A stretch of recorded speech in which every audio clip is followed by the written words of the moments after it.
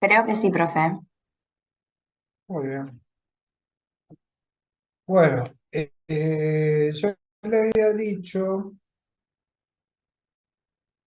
que íbamos a ver un poquito la evolución de un paciente que estuvo mucho tiempo internado en el Cuyen, que tenía pérfido foliáceo y que hicimos el trabajo con los chicos, con la gente del servicio. Eh,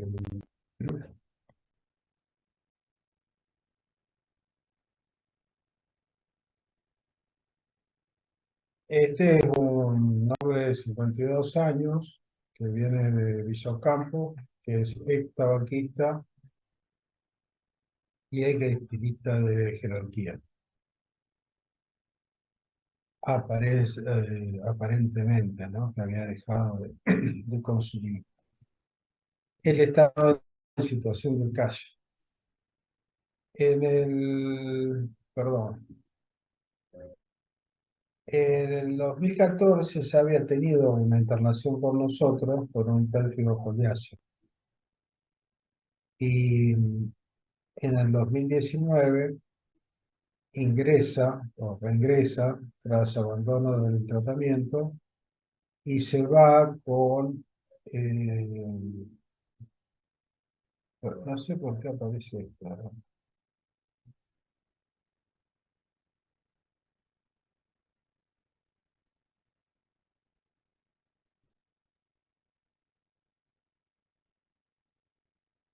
Será que estas cosas que por ahí tienen una- Bueno, en 2019 regresa tras abandono del tratamiento y se va de alta con prednisona 60 miligramos, eh, y ahí se pierde. O sea que con su pérfido empezó en el 2014, regresó y se fue con una dosis de prednisona de 60 miligramos. ¿Sí? Y en el 2022 regresa con lo que habíamos dicho, abandono de medicación en situación de calle, por una reactivación de su enfermedad de 2 meses de evolución.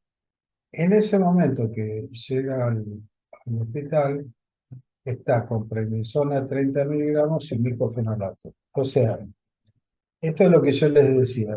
Vienen con una dosis baja para un proceso importante y le habían agregado un ahorrador de corticoides, un inmunosupresor que se usa mucho en estos casos, eh, que cumple la función de ahorrador de corticoides. Bueno, esta es la situación de ingreso de él, ¿no? O sea, lesiones residuales, con áreas costrosas. Yo les había dicho que el pérfido seborreico era un pérfido con pocas ampollas y más bien zonas húmedas, costrosas, eh, que en este caso aparentemente en estas primeras fotos no tenía una extensión tan importante, pero que obligó a su internación. Y esta es la historia, empieza la historia de él eh, el primer día que se interna, porque nosotros lo internamos con la idea de hacerle rituximab, porque ya venía con varias recaídas, venía mal manejado con los corticoides, entonces la idea era hacerle un cultivo, como habíamos hablado el martes, el jueves, y ponerlo en un tratamiento por rituximab. ¿Qué ocurre? El primer día hace una convulsión por una encefalopatía posterior.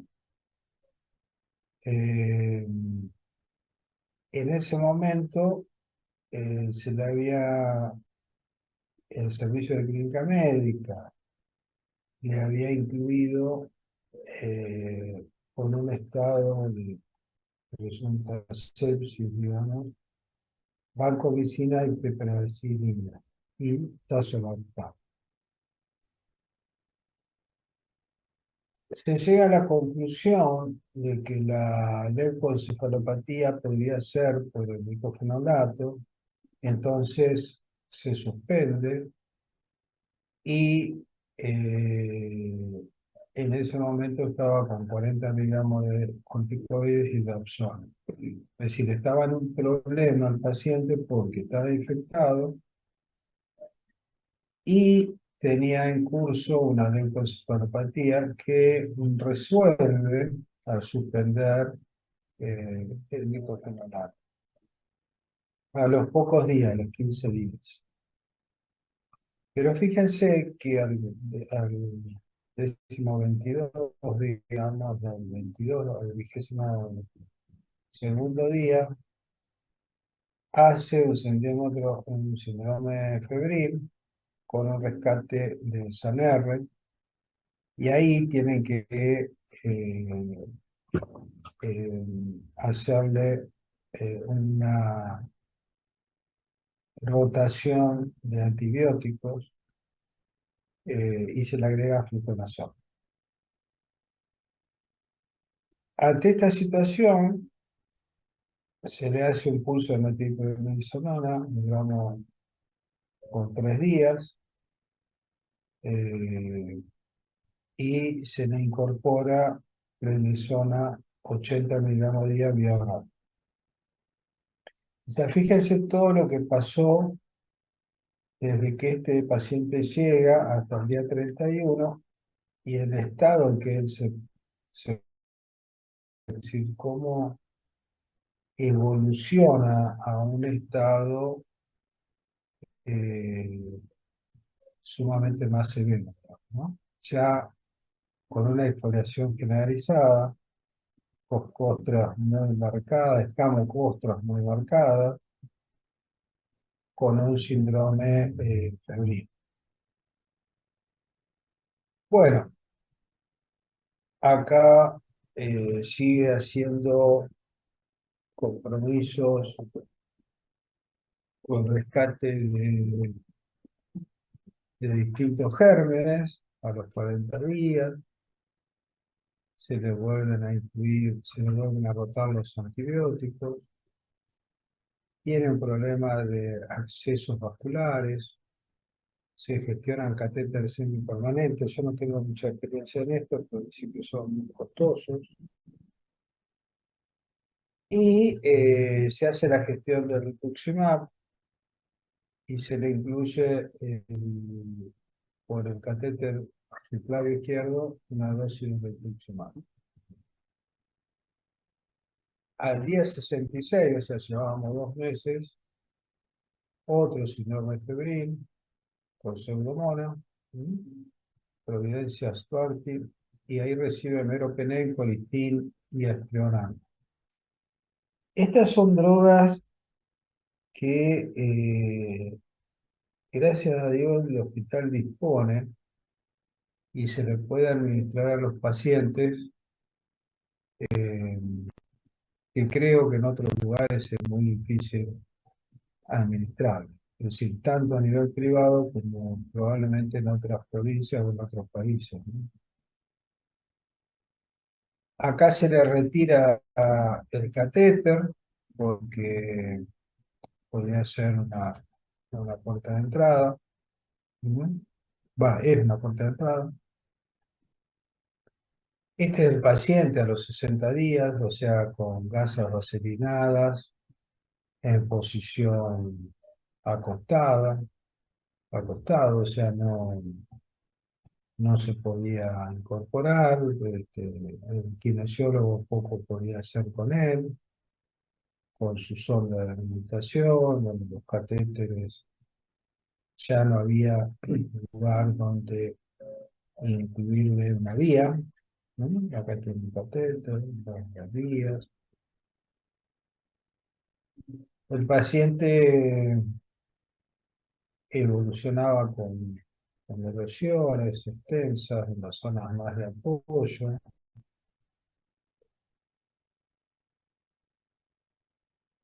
Y ya con la dosis de rituximab y 8 días post-rituximab, que habían tenido una medicación con corticoides elevada de 80 miligramos, sostenida en el tiempo, el paciente empieza a mejorar de su piel, pero hace una hemorragia digestiva alta, se le hace la segunda dosis de rituximab, como corresponde, y hay que rotar los antibióticos, porque el Portacat tiene esta, se le inyecta, se le conoce un Portacat. Se le hace un estudio para ver si tiene endocarditis a través de un electrocardiograma transesofágico. Se le buscan patologías a través de una tomografía. No hay impactos sépticos. A los 106 días recién se retira el Portacat. Y el paciente, ya con su dosis de rituximab, empezó a mejorar. Ya tenía una movilidad mayor, una pérdida de esas escamocostras, un cierre de sus heridas de erosiones. Al rotarlo ya el paciente se encontraba mejor, pero hace una infección por citomegalovirus en el día 107. Ahí recibe valganciclovir, hace COVID, hace un shock séptico y fue a parar a UTI 8 días con toda esta medicación. En el día 157 tiene una nueva interrupcencia infecciosa recibe meropenémicos colectivos.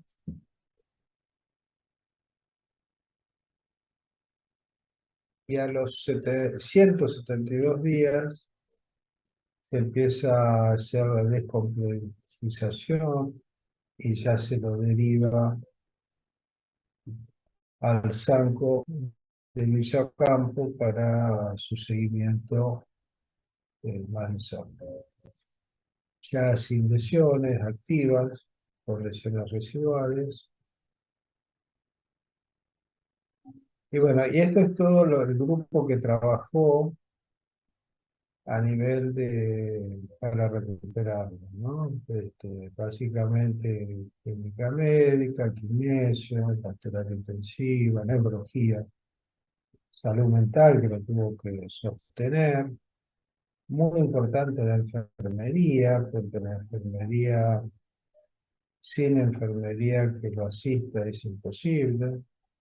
Nosotros que aportamos con lo que conocemos, laboratorio, oftalmo, porque estos pacientes hacen sinequias, se pueden complicar lógicamente.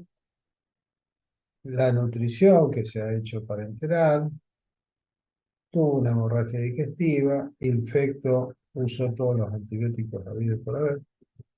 Cirugía vascular, hizo todas las posibles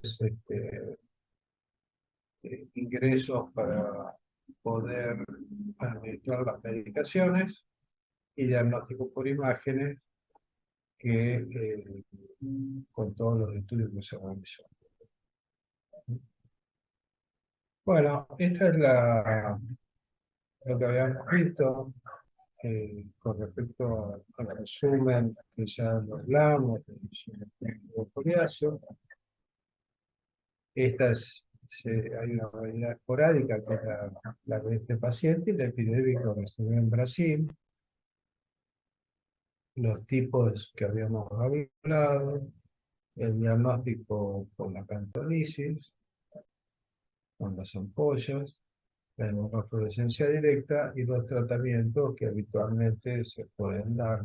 Y en este caso dimos rituximab, 1 gramo cada 15 días, que un refuerzo a los 6, a los 12 o a los 18 meses, según como el paciente evoluciona.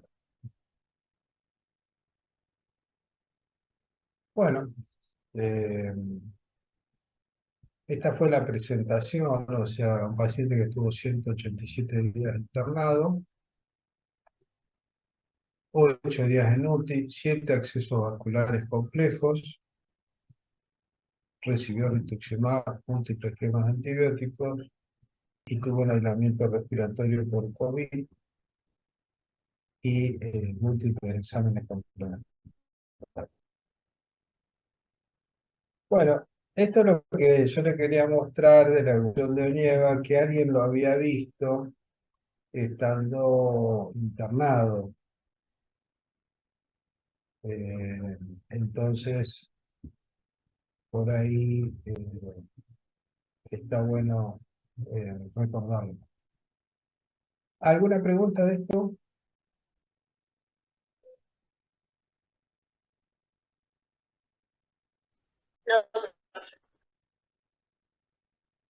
Lo escucho.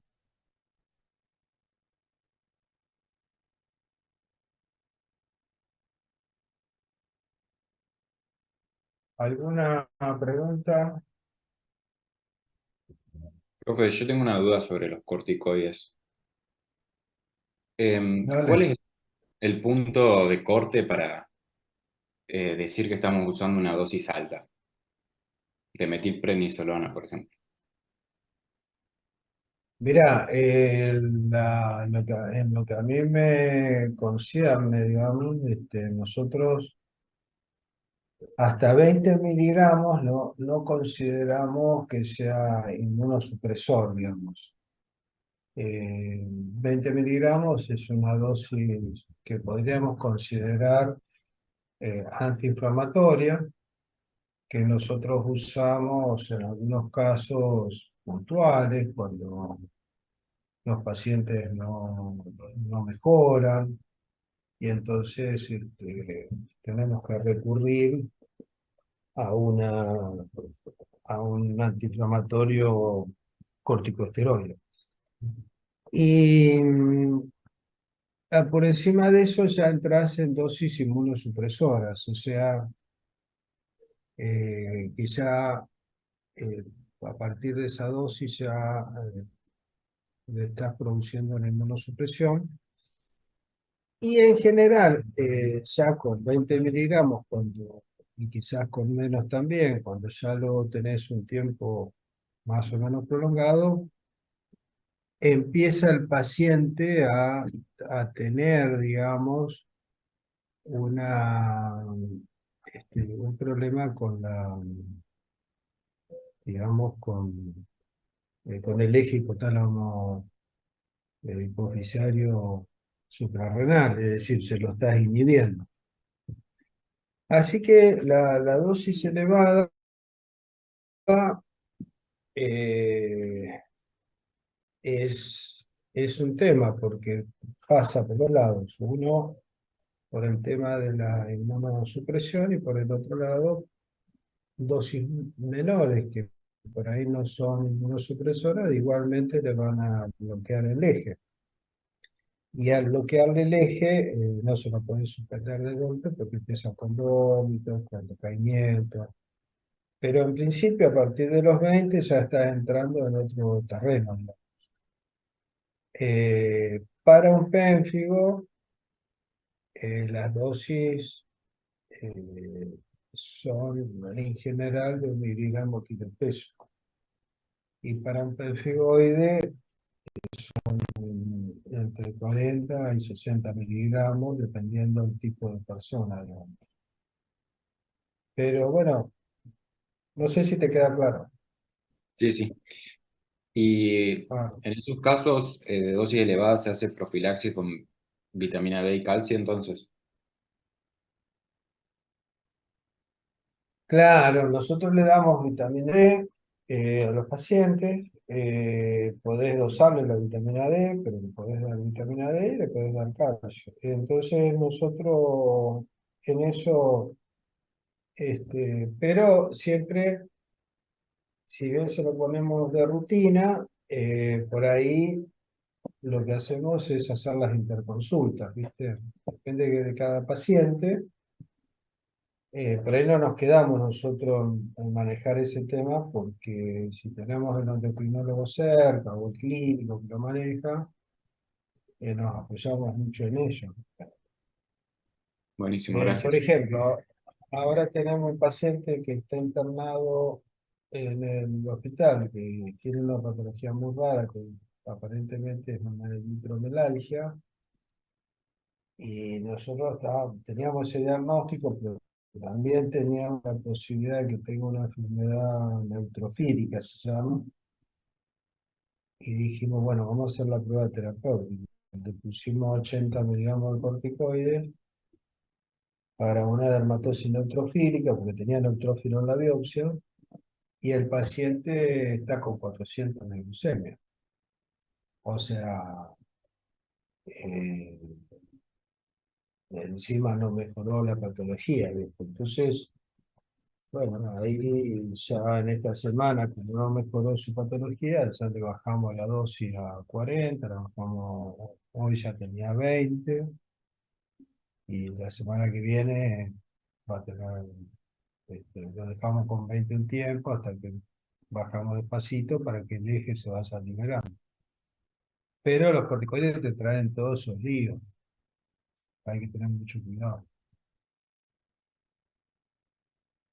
Por Bien, supuesto gracias. está internado, está con insulina corriente, pero el manejo por ahí. Bueno, esta es una clase que dio una de los médicos concurrentes, Ayani, que la dio en el hospital, porque yo quería buscar un paciente para mostrarles, y la verdad que no me pude encontrar en la trae, pero acá es probable que esté.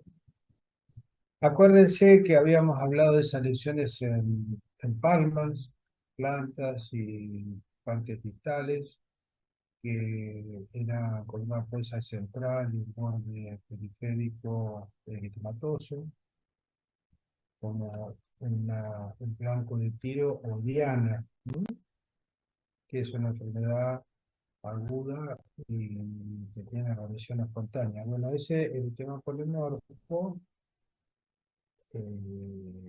pensé que es un espectro, ¿no? Eh, en esta epidemiología solo hay casos, datos de casos graves que requieren hospitalización, pero de los casos leves generalmente no están registrados. Eh, es una enfermedad en su forma menor, digamos, que afecta a adolescentes y adultos jóvenes, relacionado al virus del herpes simple en el 50% de los casos. Yo les había dicho que ustedes tienen un paciente que hace un herpes en el labio, que puede ser sintomático o asintomático, también lo puede hacer en zona genital, y a los pocos días genera el cuadro en piel de sistema inmune o polimorfo. Viene el micoplasma pneumoniae y otros virus, el parvovirus, el virus de Epstein-Barr, el virus de hepatitis C, el virus varicela zoster, ¿eh? Y también puede ser por fármacos. ¿Eh?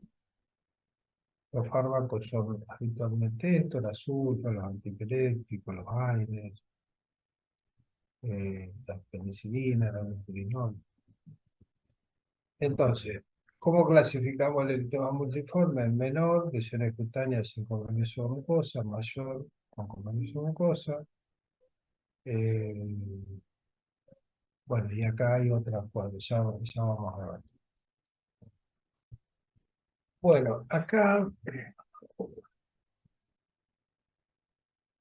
vamos a ver un poquito más adelante, eso me lo complico. La lesión cutánea elemental del eritema polimorfo es la lesión en diana, que es típica, ¿no? Son pequeñas, mejor de 3 centímetros, redondas, angulares, ¿no? Y tiene una zona, un disco, una ampolla central oscura, un anillo pálido y un halo rojo. Por eso se dice que es como un blanco de tiro, ¿eh? Eh, Al inicio tiene una zona oscura y una zona externa roja, lesión en iris se llama. Estas son las lesiones típicas que aparecen en los libros, ¿no? Del eritema pulmonar. Esto es lo que van a ver ustedes en los pacientes con el tema pulmonar. Puede ser menor o podría ser, ya con compromiso mucoso, una forma mayor que sería el Stevens-Johnson y también puede ir a la hemolisis epidémica tóxica. Muy bien. Eh, Acá dice que eh, es verdad esto, que las lesiones del eritema polimorfo menor son un poco más palpables que las del síndrome de Sjögren o del NET, perdón, del síndrome de Steven-Johnson o de la necrosis epidémica tóxica. Pues me mezclo las enfermedades. El, Esto es un poquito eh, lesiones del eritema multiforme o polimorfo menor. ¿Mm? Tienen el centro, que puede ser Velasco, Apoyar.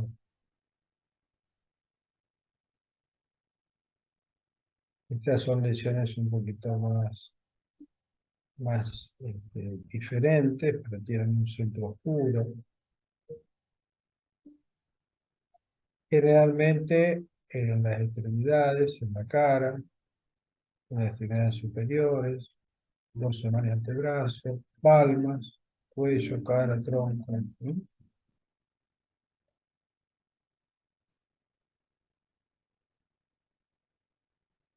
Y ya cuando empiezan a aparecer lesiones mucosas o vesículo-collares, empezamos a pensar que este paciente está haciendo una forma mayor de eritema multiforme o eritema polimorfo. ¿Sí?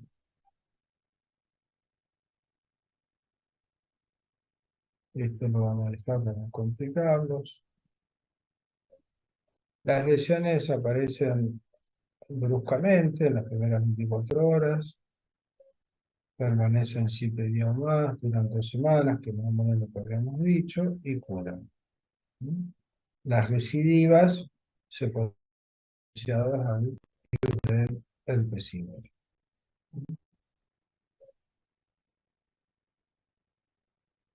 La patología, exámenes complementarios que uno puede buscar la causa que le da origen, los diagnósticos diferenciales del eritema polimorfo son básicamente con la urticaria, pero la urticaria no es fija. Eso es lo que ayuda a hacer el diagnóstico diferencial con el tema polimorfo. El tema polimorfo aparece y va a estar siempre en el mismo sitio durante un tiempo más o menos prolongado, que pueden ser 2 semanas. Ahora, la urticaria también va a durar 2, 3, 4, 5 semanas, pero rota de lugar. Es decir, si yo tengo una placa de urticaria en el antebrazo, a las 6 horas va a estar en el brazo, o va a estar inflamando en los labios, o los párpados, es decir, va cambiando de sitio. Ese es el diagnóstico diferencial más importante.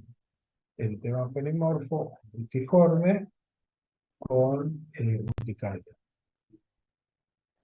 Y el síndrome de Rowell es lesiones similares al del tema multiforme asociado al lupus eritematoso.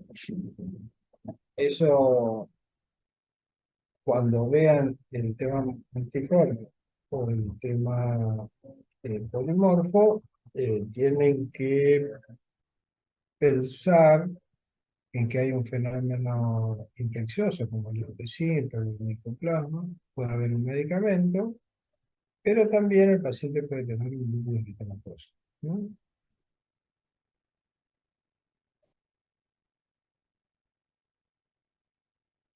Bueno, el tratamiento generalmente es con antihistamínicos, se da un tratamiento no sintomático, se trata de buscar la causa, y el tratamiento sistémico es para el virus del herpes simple si es necesario, y formas más graves pueden requerir corticoides por tiempo corto. Cuando el herpes simple es la causa y se va generando periódicamente, hay que hacer una profilaxis con aciclovir por lo menos por 6 meses. Perdón. ¿Alcanzan a ver? Sí, ¿Están viendo bien? profe, yo quería hacerle una consulta. Entonces, Sí. el eritema menor no vamos a tener compromiso mucoso, ¿verdad? No, no, no. Y las Cuando vos... lesiones, ¿y las Sí, lesiones claro. presentan algún otro síntoma así como que prurito, dolor? Sí, pueden tener prurito, pueden ardor, en Bien, general lo tienen, también pueden ser asintomáticas, ¿m? Y son fijas. En cambio, en la urticaria rotan y tienen más prurito. bien, bien, El paciente gracias. se desespera. Bueno, y acá, este es un tratamiento que se da cuando el herpes simple es recidivante, le podés dar aciclovir. Hasta la dosis de 10 miligramos kilo día de aciclovir, porque esto se puede dar generalmente, se puede dar en niños. Nosotros lo hemos visto en chicos, el tema multiforme recidivante asociado a herpes. En un adulto le das 400 miligramos a la mañana y 400 a la noche de aciclovir. Recuerden que si bien el herpes simple bucal es el más relacionado con esto, el más recidivante de todos es el genital. Y a veces pacientes, nos hemos tenido pacientes con el tema multiforme asociado a herpes genital.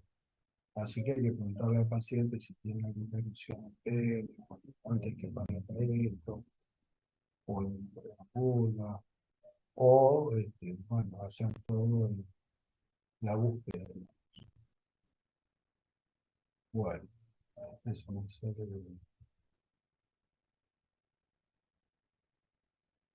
Acá quedamos con este. Bueno, acá terminó esta partecita del tema político.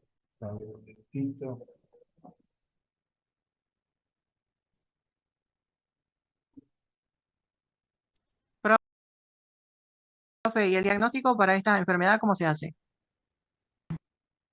Mira, el diagnóstico en general lo hacemos por biopsia, perdón, por clínica. Y en algunos casos puedes hacer una biopsia. Eh, eso es posible. Siempre en la biopsia lo que vas a encontrar es apoptosis de queratinocitos, que es lo más característico. En general, con la lesión,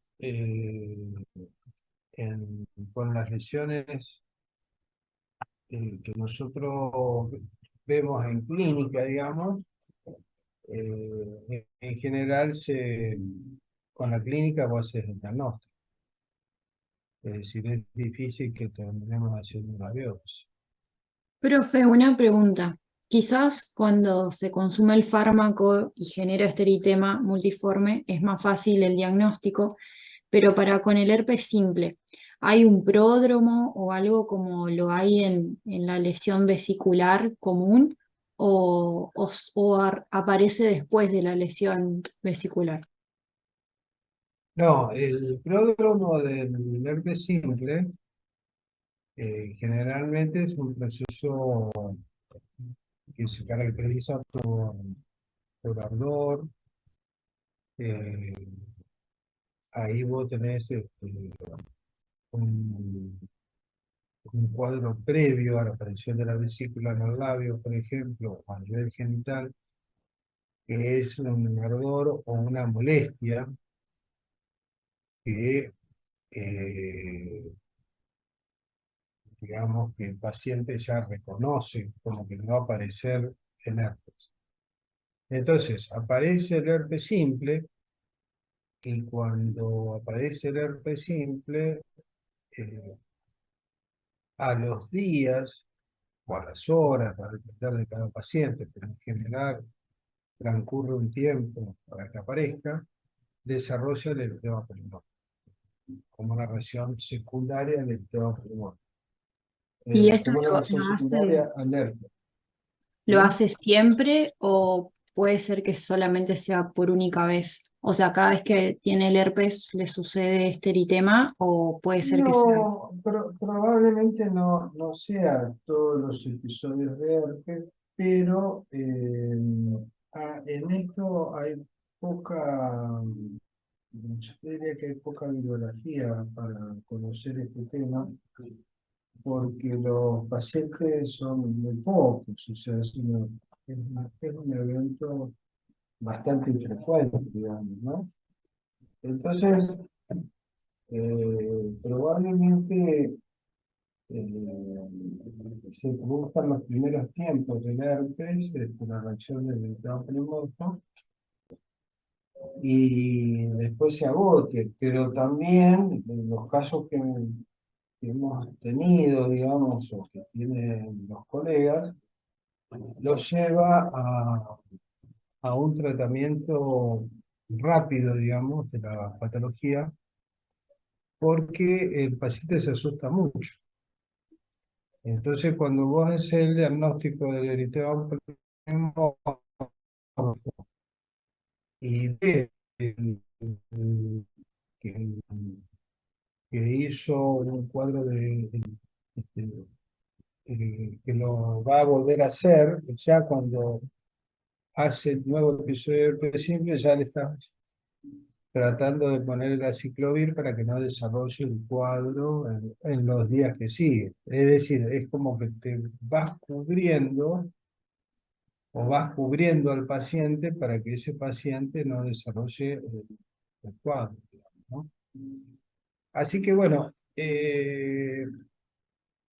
yo no te podría decir que cada vez que hace el herpes lo va a hacer. En general el médico lo termina, digamos, tratando antes de que aparezca Claro, nuevamente. gracias. ¿No? Bueno, esperen que yo estaba buscando algo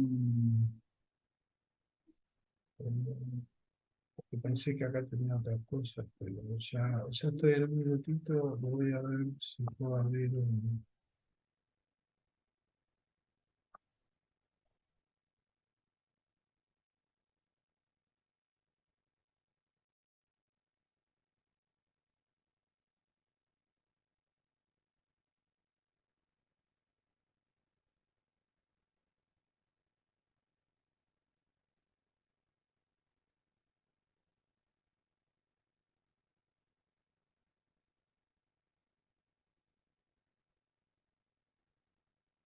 Ya estoy enseguida, estoy buscando, abriendo otro.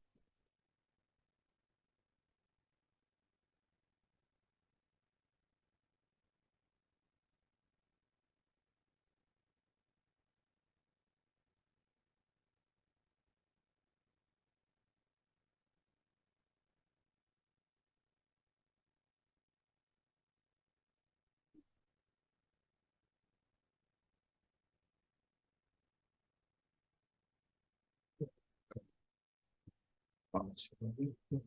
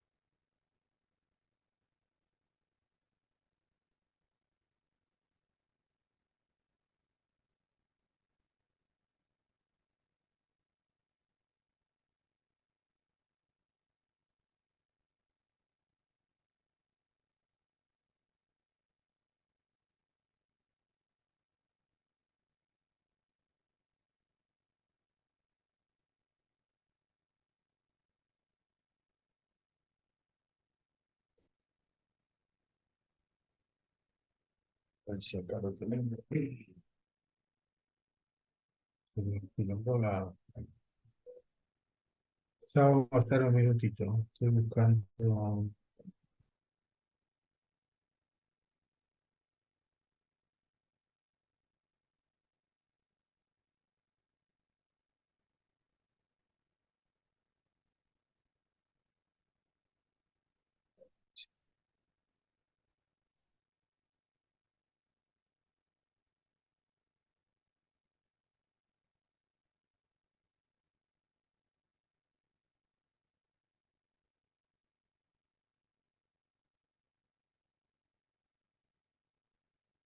¿Están viendo? No, pero No, profe. ¿No? ¿No se ve?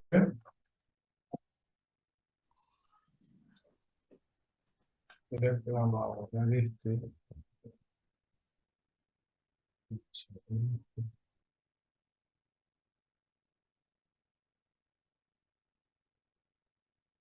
¿Ahora lo ven? No, profe, todavía no.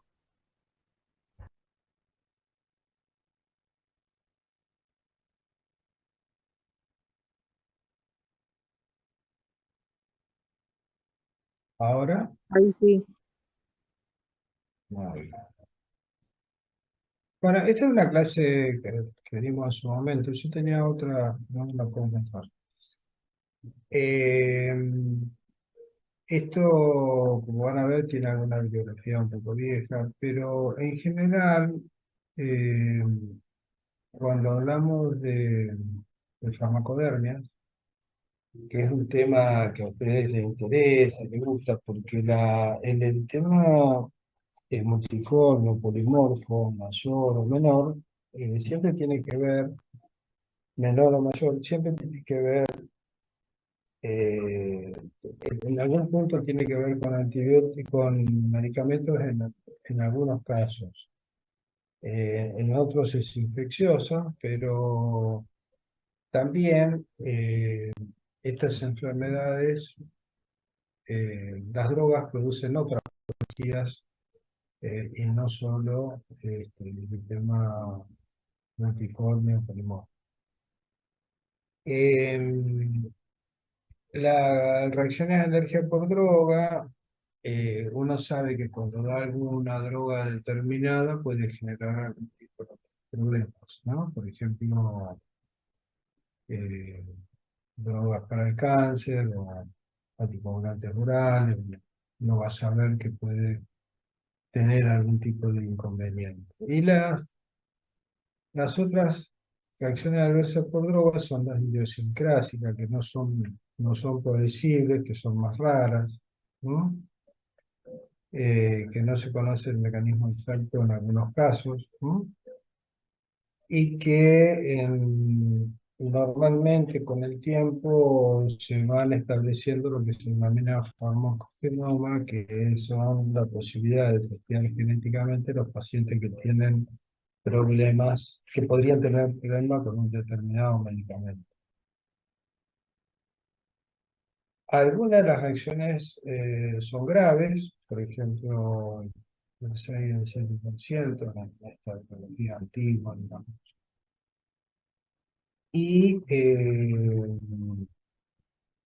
esto es verdad que muchos de los medicamentos nuevos que nosotros empezamos a recetar al tiempo son eliminados porque primero los prueban, los ensayan en determinada cantidad de pacientes y a medida que se va haciendo geométrica su receta, digamos, tienen que ser retirados porque aparecen los problemas derivados del medicamento. Eh, Nosotros, por ejemplo, la terfenadina la usamos muchísimo hasta que la tuvimos que dejar de usar porque interaccionaba y producía trastornos cardiológicos, por ejemplo. Bueno, y uno de los órganos choque de la farmacodermia es donde impactan las drogas, es el hígado. Ese es un lugar muy importante y ahí nosotros podemos tener eh, en algún paciente una insuficiencia hepática que puede llevarlo incluso al trasplante. Es decir, que nosotros tenemos, es muy importante, digamos, cuando tenemos un exantema por droga, chequear la función hepática, ¿no? En algunos casos, eh, podemos comprobar que un medicamento está aumentando el nivel de, digamos, de TGP y TGO por encima de los valores y hasta 2 veces lo podemos sostener, por ejemplo, con el metotrexato.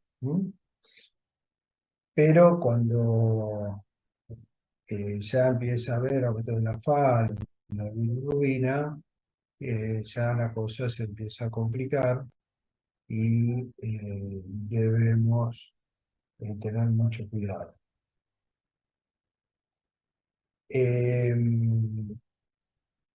La alteración de la función se sospecha por la bilirrubina y por los niveles de albúmina y por el tiempo de protrombina. O sea que cuando nosotros tenemos una injuria, esa injuria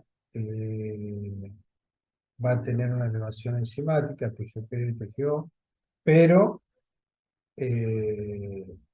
cuando empieza a aumentar la bilirrubina y y aumentan los tiempos de protrombina, cuidado porque estamos entrando en una alteración de la función. Bueno, los componentes a nivel del hígado pueden ser eh, hepatocelular o colestásica, no vamos a entrar mucho en eso. Y bueno, en esta creo que no tenemos foto de esta paciente, pero esto es una mujer con antecedente de epilepsia de 27 años que recibe carbamazepina. A los 48 horas comienza con una hinchazón, con un exantema. Del día a día al 13 hace una erupción generalizada y con un diagnóstico febril, con un diagnóstico de Steven Johnson, se le metió un antihistamínico y un neurólogo le suspende la carbamazepina y lo rota al valproato. Ella en los 13 días inicia el relación valproico y al otro día está internada con una insuficiencia hepática aguda. ¿Por qué? Porque la carbamazepina fue la causante, perdón, fue la causante, pero el valproato hace reacción cruzada con la carbamazepina. O sea que si acá hubiesen suspendido la carbamazepina y no le hubiesen dado otra droga, o, o no he elegido esta, al elegir esta, el paciente ingresa en un cuadro, continúa con su cuadro. Y entonces hace toda una evolución de sus transaminasas, cómo las va elevando, ¿sí? Y paulatinamente eleva la bilirrubina, eleva la FAL y eleva los tiempos de protrombina y el KPTT. Entonces estos pacientes ingresan en lo que sería una insuficiencia hepática. Muchos de estos pacientes terminan, digamos, trasplantados. Es decir, que hay una posibilidad de que estos pacientes terminen trasplantados o mueran por la acción de un medicamento. Gracias a Dios esto no pasa, pero se los muestro para que ustedes piensen que cuando ustedes tengan eh, un, un exantema que podría estar relacionado con una farmacodermia, inmediatamente suspendan el fármaco y realicen los estudios sanguíneos que corresponden. Hay factores predisponentes, todo lo que es la obesidad, la nutrición, el alcohol, el embarazo, la administración de otras drogas, historia de reacciones adversas a drogas, enfermedades preexistentes y el polimorfismo genético.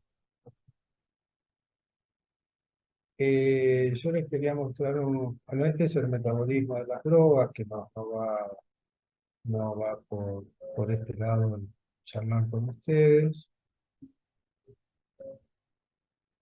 Y estas son algunos de los pacientes, digamos, que hacen edema, que hacen un exantema morbilliforme, que no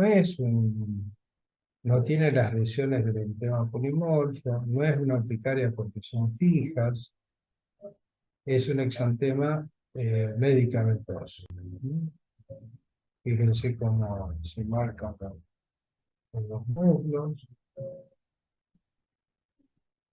Esta es una paciente, esta es otra paciente que tenía un antecedente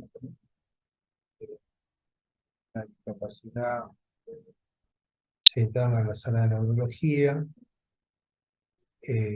recibe carbamazepina y hace un exantema macular, maculopapular pruriginoso, que daño del tronco y proximal de miembros, y ahí se le suspende la carbamazepina. Es un cuadro muy particular, con algún grado de púrpura, probablemente por la misma farmacodermia o por un rascado importante, una paciente con un desequilibrio, una afección, perdón, el sistema nervioso central. Y esto es cuando se retiran los medicamentos, cuando se le administra a esta paciente, se le administra la adrenalina y dexametasona, que es una medicación que dan mucho los médicos clínicos en sus salas, y se recompone al poco tiempo. Pero lo más importante es haberle sacado la carbamazepina. En este caso, la carbamazepina se derrotó a gabapentina.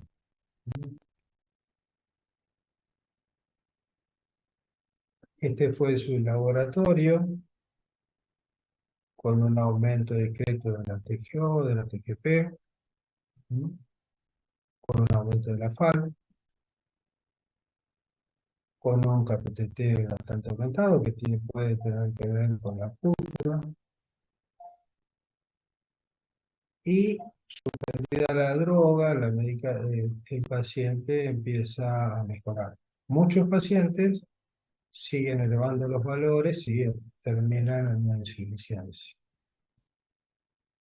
La carbamazepina es un problema, junto con los otros anticonvulsivantes, es bastante frecuente. También pacientes que reciben antibióticos del grupo de las aminopenicilinas pueden hacer rash eritemato papuloso urticariano.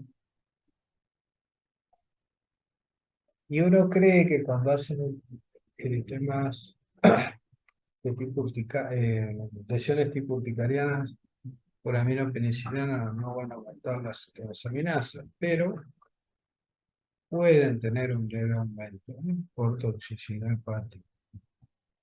Entonces, acá tienen una fármaco derivada, un poco, no movió el KPT. Fue un daño más leve, digamos. Era una paciente que estaba internada, que también tenía diclofenac.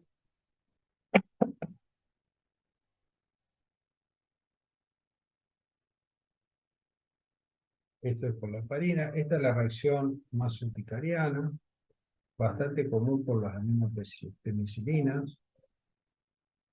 Pero al ser pacientes multimedicados, es muy difícil echarle la culpa a las drogas. De todas maneras, esto es previo y esto es cuando hace el cuadro. Entonces uno se fija y dice, bueno, parece que hace reacción a la cefalotina, que son las drogas que usó en los días anteriores, 10 o 15 días antes. En ese momento, como es un trabajo viejo, le habían dado también gentamicina, que ya no se usa. Lesiones urticarianas que se van a diferenciar en el tema polimorfo. Otra paciente que recibió, en este caso, estaba con un biológico, con metotrexato y naproxeno. Esta paciente tenía una psoriasis, estaba tratada con esa medicación y había suspendido la naproxeno y comenzó con diclofenac.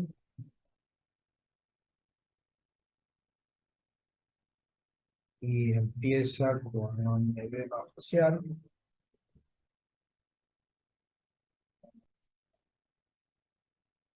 de las zonas más laxas, con eritema palmar. La paciente también elevó la GOT y la GPT. O sea, probablemente fue por el naproxeno, pero también puede ser por el diclofenac. ¿Mm? Estos cuadros se deben diferenciar de los eritemas multiformes o polimarcos. Pueden ser bien urticarianos, pero nunca se olviden de chequear a los pacientes. ¿Mm? Pequeñas lesiones a veces se asocian con trastornos de tipo este, con daño hepático. Bueno, esta es una paciente con hepatitis C,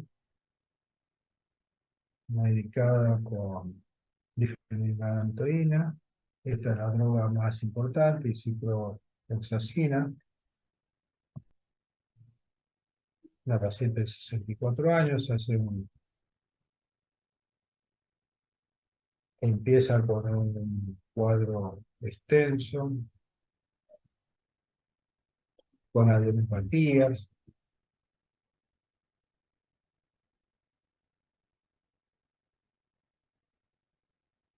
Acá está el cuadro. Una paciente con exantema más generalizado, en buen estado general,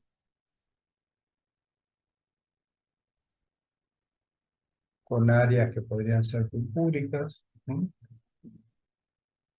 Pero bueno, esta paciente anduvo bien, se le eliminaron las medicaciones.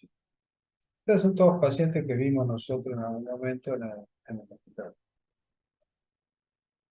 Bueno, algunas farmacodermias pueden ser ampollares. Y estas farmacodermias ampollares, este paciente que estaba internado, pueden hacer pensar que puede evolucionar a un cuadro eh, farmacodermia más severa, con ectolisis y alta tóxica, pero pueden quedar ahí solamente con eritema y ampollas. Los cuadros que precedieron, que yo les estuve mostrando, algunos de ellos se pueden relacionar con una enfermedad que se llama DRESS, ¿no? Que vamos a ver detenidamente en un power de mejor calidad, digamos, la semana próxima, o la semana próxima creo que tienen el congreso. Eh, Ahí vamos a poder charlar un poquito mejor de todos estos temas. ¿Alguna pregunta?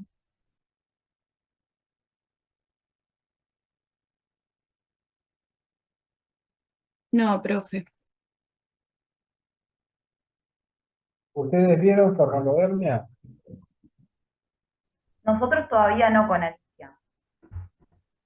Bueno, bueno, este fue como un avance, digamos, con el tema multiforme y un poco estas patologías que afectan básicamente, que les tiene que quedar el mensaje que los exantemas a veces farmacológicos se pueden asociar a un trastorno hepático. Y después vamos a hablar con más precisión, porque este es un power, el segundo es un power más antiguo. Eh, en otra clase vamos a cerrar esto con el síndrome de Dres y vamos a ver cómo fue la evolución de la medicina, digamos, respecto a estas patologías que vimos recién y que se pueden resumir en algunos casos en lo que se conoce como enfermedad de Dres. que la pueden ir leyendo y después la podemos charlar y vamos a contar algunos casos. ¿No? Bueno, cerramos acá. ¿Alguna pregunta?